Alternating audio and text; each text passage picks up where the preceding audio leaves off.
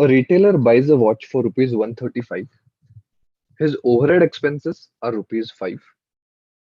If he sells the watch for rupees 154, what is the percentage of his profit? Now, cost price is basically all the expenses incurred together.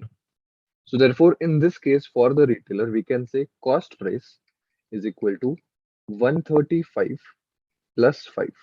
That is 140. Now he's selling the watch for rupees 154.